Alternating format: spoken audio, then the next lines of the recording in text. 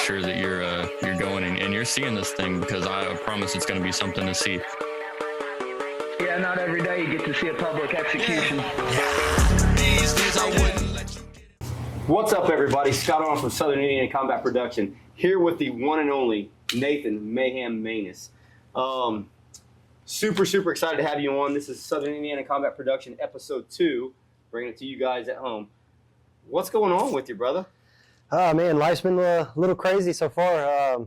Since the Jimmy Flick fight back in June, we're trying to see if we're going to get that re-signing with the UFC and things like that. We're getting other offers coming in. So it's a crazy time, but it's also an exciting time, and looking forward to the future. Absolutely. So, Nate, let me get this right. You are 16-3. You've had, 5-3 in the UFC. Yes, sir. 5-2 in the UFC. 5-2, yep. 5-2 in the UFC. Both losses with Umar and Tagir Ulanbekov. Yep. Okay. 3 fight bonuses. Yeah. Man, and now we're looking at re-signing right now. So you dropped down from 135 to 125. You're demolishing dudes at 125. You have not been beat at 125 in the UFC. Yeah. Tell me about that. Tell me that the experience of dropping that weight, the weight cut, and then competing in the UFC. Oh, man, it used to be really hard for me to make 135. But I think with age and experience and figuring things out, 125 feels like where I want to be. I feel really good on fight night. I know the pictures don't always look the best, cheeks sunk in and things like that. But, I feel great on fight night. I just went 3 rounds with Jimmy. So I know my cardio's there. I know I can do it. We had a lot of grappling in that. I never thought I'd be at 25, but I'm happy that I'm here, and I feel good about it, man. I feel good about the future. That's good. Jimmy's no slouch either, man. I mean, that went the distance. Most of your fights don't go the distance. Right. Yeah, he's tough. You got a lot of power, especially at your size, and I almost think that people are scared to fight you at 125. Yeah, I've made a lot of call-outs, which I'm sure you've seen on Facebook. I haven't had one person respond to me, and a few of those guys were ranked. Some weren't. But yeah, I haven't had any responses. Did we hit the top 15 yet, or are we right at 16? I think I'm at 16 right now. 16 right now. Yep. Okay, well, I'm praying for you, man. I hope you get re-signed with the UFC. If not, there's other possibilities out there. Yeah. But I'd definitely like to see you back in the UFC. Yeah. Besides fighting, man, let's go. Let's talk about Nate Maness, man. Yeah. What do you do when you're not training and you're not working out? You're not doing because you fight for a career. Like, this is your life, full time. Yep. So what do you do whenever you're not competing and fighting? Oh, man, mostly I'm just a father, a husband. Just the basic stuff. I'm at home a lot of the time, just doing some housework. I run my garden, picking tomatoes and cucumbers, just the same old stuff. But studying the Bible, trying to get different. You got a favorite verse? Yeah, Matthew 6:33, seek first the kingdom of God and all its righteousness, and all things will be given to you. And for me, that's just, putting God first. I think that's, in simpler terms, just put God first, and everything that you're after will go through Him. And that's with everything. With marriage, if you're getting ready to make a big decision, keep God first, and, those other things will come. I like it. Yeah, mine's Micah 6:8, by the way. So, but yeah, just be a humble person, and you are, dude. You're a very humble man. I love being around you. Love talking to you. In Southern Indiana Combat Production, you have legit been to every show except SICP 3. Yeah, I think I missed one. But other than that, you've hit every single show. Yeah. What's your thoughts on Southern Indiana Combat Production, man? Oh, man, I think it's great for this area. We've got 4 or 5 different gyms around here. We got Rising Phoenix, we got Nice Guy, we got Tag MMA, we got Hayes MMA over in Madisonville. So I think it's really nice to have a place that comes in where all these different gyms don't have to travel far. All their fans and friends can come and watch. And as a fighter, that's important for us. As far as the show goes, man, everything, the production's on point. Everything looks really nice. I missed the old National place. Was that a nice arena? SICP 5, yeah. Which we're coming back October 5th, SICP 6 Fall Brawl. Yeah. You're going to be there for sure. Yes, sir. As one of our special guests. So if you guys want to come out, meet Nate. Mark Coleman's going to be there as well with Nate. I think they're going to do some autographs, whatnot, but definitely come out and see these guys. They worked hard. Super excited to have you guys there for sure. Oh, yeah. You said Hayes MMA. Yeah. Dude, so I got to give a little background on me. Yeah, yeah. So I started at American Cardio Kickboxing, and my instructor was Bobby Houston. And Bobby Houston and Troy Hayes, man, those guys were thick as thieves. Oh yeah. Just great dudes to be around. And Troy Hayes, honestly, is being one of Bobby Houston's students, man. I used to look up Troy Hayes so much. Yeah. He was one of the first professional kickboxers that we brought down and fought in Linton, Indiana. And back in those days, you know, it was more of the 80s style kickboxing going on, early 90s, whatnot. But Troy Hayes is a phenomenal guy. Absolutely love that guy. So I'm super excited to hear that the UFC fighters mention Hayes MMA. Yeah, which I actually trained on there not too long ago, and that's the first time I'd actually met him.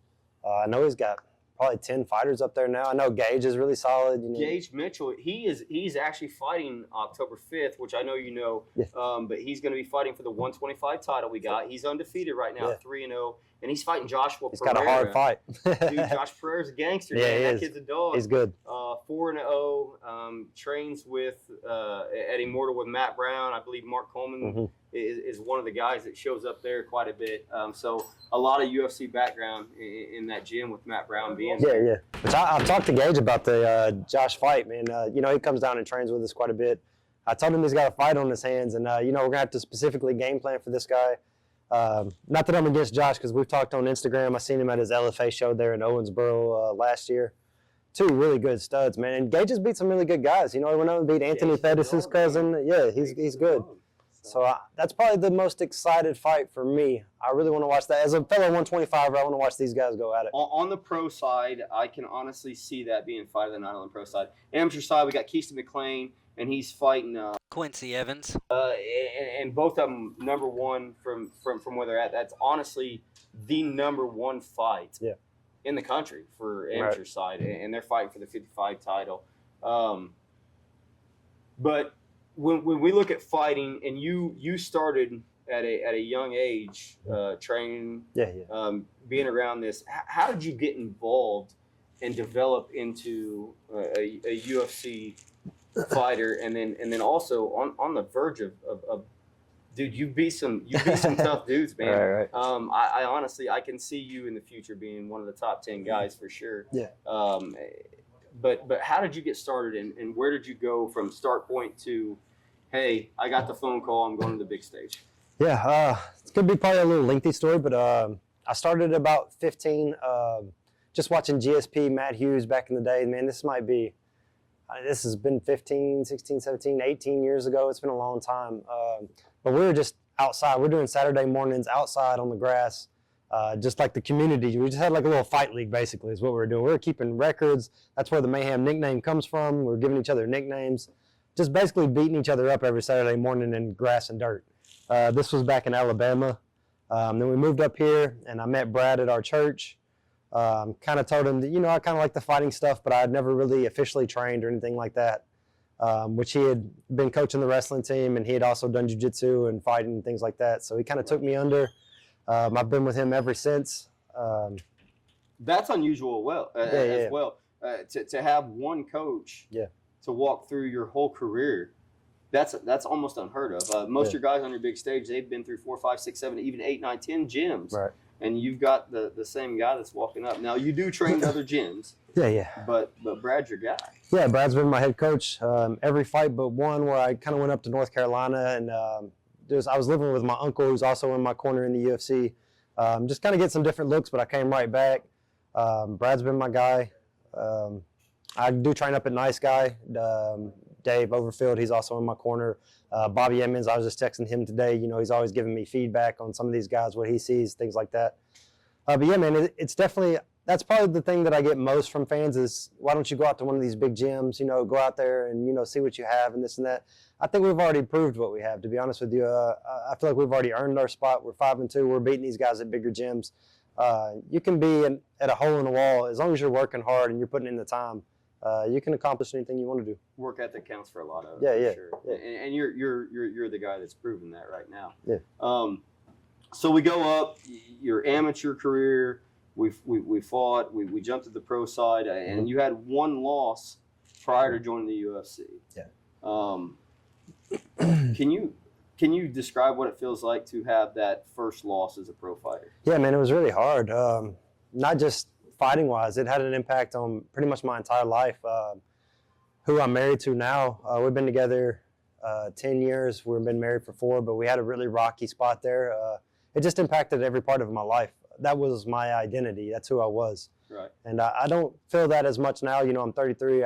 We got a house and cars and kids. You know, you're just kind of growing up. But when I lost that fight, I think I was 27 maybe. And, you know, and I wanted to make it to the UFC, and I hadn't been called yet. I was 10-0. 10-1 just felt like I was never going to get there. If they didn't want me at 10-0, 10-1, I've lost my shot.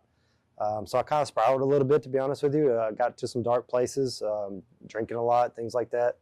But she helped me back through. Brad helped me back through. We got back in there, won my next fight, and got signed, you know, a couple months after, man. So, I mean, God has a plan. And, you know, yeah, it's not always your plan, and you think things are completely falling apart. They don't want me at 10-0. They don't want me at 10-1. But that loss really helped me be able to do what I did in the UFC, fighting through adversity. I've had some tough fights in the UFC. I'm not always winning every minute.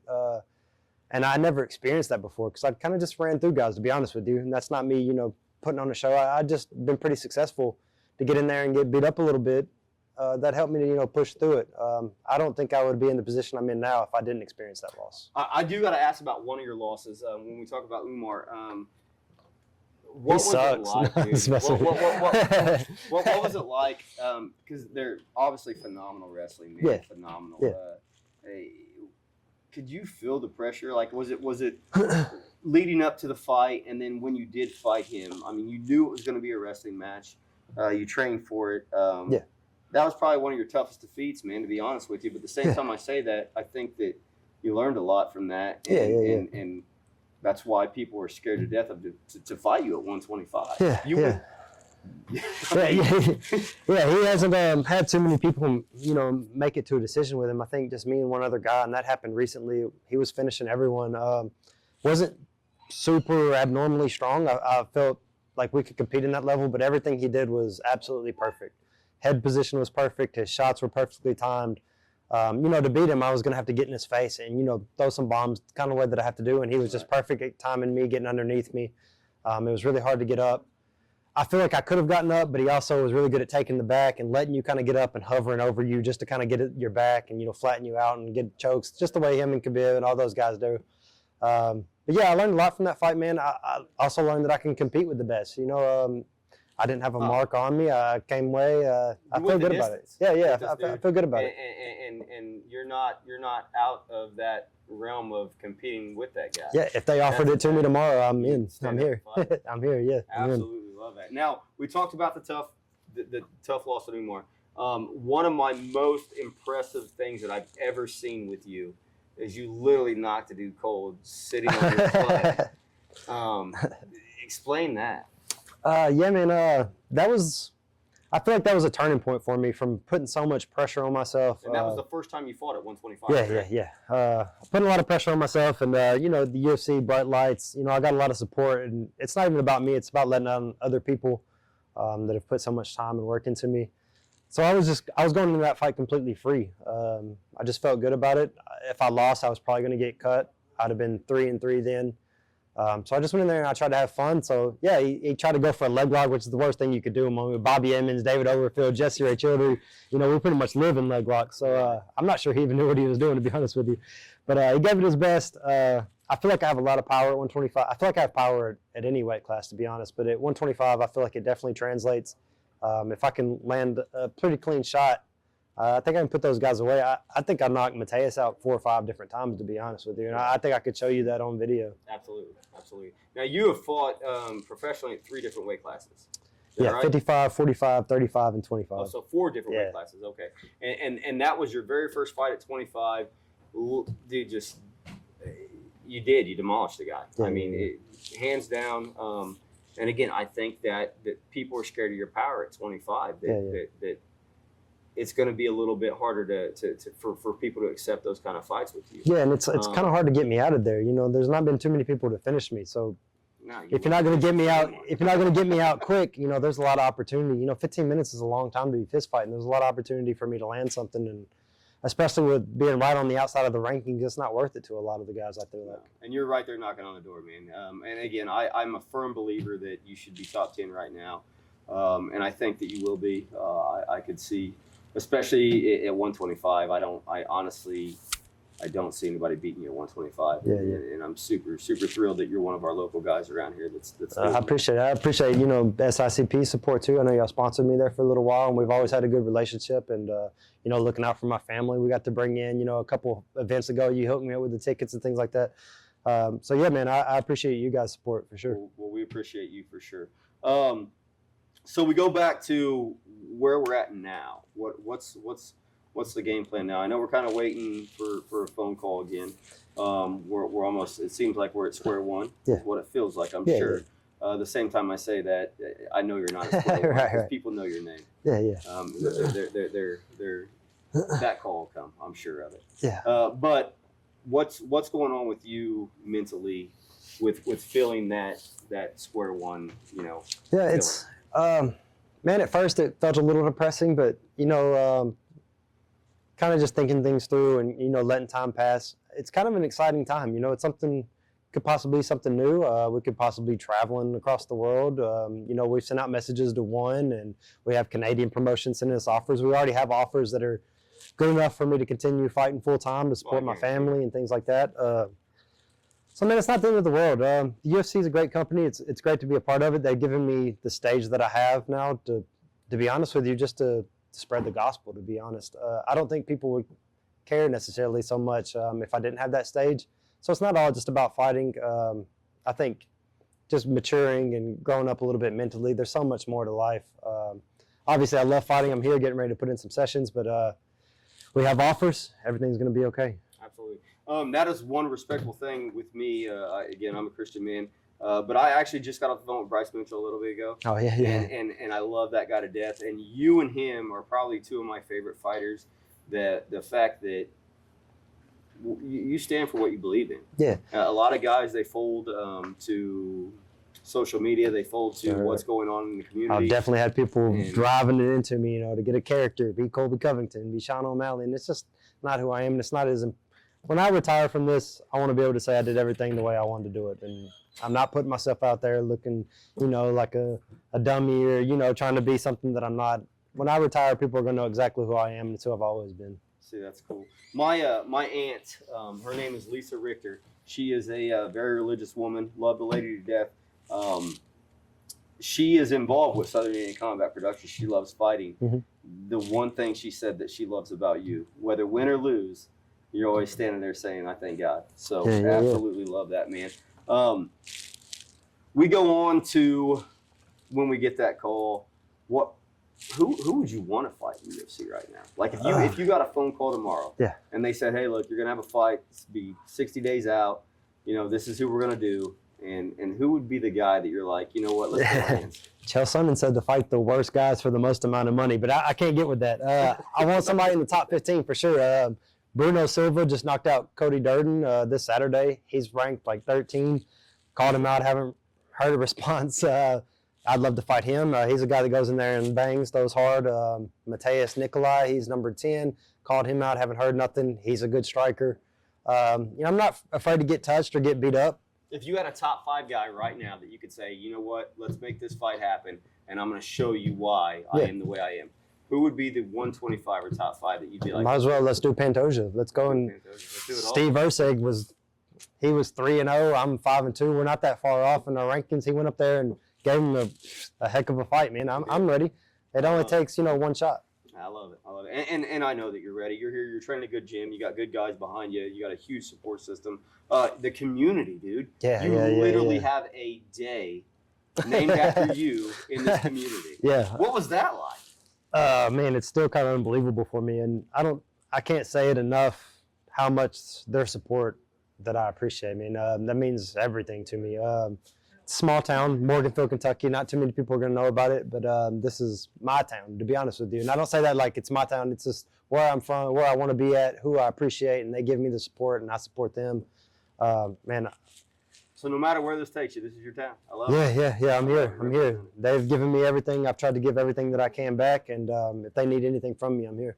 I love it. So October 5th, we have several of your guys that's going to be competing at Southern Indian Combat Production 6, the Fall Brawl at the old National Events Plaza.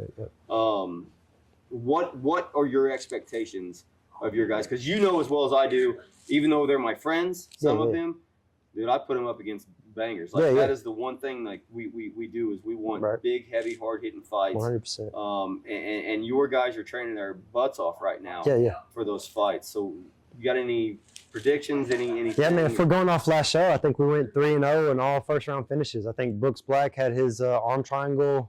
Sean Wright had his head kick. David Wright beat his guy to death, to be honest with you. Now, David Wright's one of our guys who's going to fight on our undercard, and he's 3-0 for 2-0 for Southern Indiana. You might as well call it 3-0. It's cool. And he's coming in to fight, but he's got a tough opponent on this one. Yeah, 100%. David trains with you quite frequently. Trains with Brad quite frequently.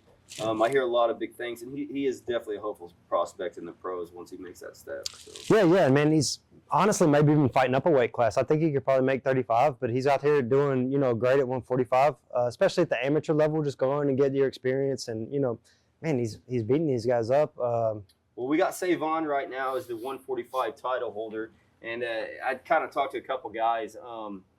Savon, I think, is going to fight a couple more amateur fights. Yeah. And whenever he goes he's pro level. He is, man. That kid is tough. I spar with him, train with him all the time. He's good. You train with all those guys, but in all reality, I'm looking at Dave right now at depending on how this fight goes. Maybe this win, maybe one more win. I think that he's going to be stepping up to that title shot. Yeah, man. We're trying to get him ready for it. That's the goal. And if he wants to turn pro, sometime in the future. We're working on that. I mean, everybody in here is working hard. We're all looking to turn pro. We always want to make money and, do this for a living. But they're putting in the work, and I have all the confidence in the world in them. That's amazing, man. Good group of guys, man. Absolutely love these guys here. And again, that's Tag MMA in Morganville, Kentucky. If you ever get a chance, swing down here. I know that they will welcome you with open arms if you train jiu-jitsu, kickboxing, Muay Thai, whatever. If you want to come in and work out, that door is always open for these guys. Nate, so we expect to see you October 5th, unless obviously something happens where there's a phone call and you got a fight or something. But definitely want to see you there. I know plans as of right now is you to come in and do some autographs for some fans and whatnot. Big show. We got, our sponsors. We got to thank them because without them, we wouldn't be able to do it. So we got D. Patrick. They're presenting the event. We got Win Supply, which is our title sponsor. Both of those companies have been with us since day one, just like you and your gym. We also have Dave Duncan Janitorial. They're going to be representing the corner sponsors, red and blue corner sponsors. JMC Still, he's been with me since day one as a sponsor. So. We look at building it up and making a good thing. I know that you have some sponsors you want to give a shout out to. So anything that you want to say to the public at home would be great. I usually have my list in front of me, so I'm just going to kind of rattle it out. If I miss any of you guys, I appreciate you, and I'll hit you back up later. Max Custom Completions, Fisher Total Maintenance. We got Rob Raymond, his sports insurance. We got Talkaholics. I'm going to blow it, man. There's going to be so many more. But hit me up. If I missed you out, I'll make it up to you. I appreciate all my sponsors letting me do this full time. You guys mean a lot to us. And I appreciate you having me on. Nathan, appreciate you, sir. Yep. We'll see you October 5th. Thank you. Again, October 5th, Old National Events Plaza. Doors open at 4 o'clock. First fight is at 5 o'clock. Come meet Nate. Mark Coleman's going to be there. We got some heavy hitters and the prelims, undercard, and then not to mention we have a all-pro main card. Can't wait to see you there. Much, but I stack much. That's hundreds on hundreds. I'm keeping it real. You want it, I'm coming. Yeah, you know the deal. Don't run my brothers. You're coughing the shield. Bang, bang.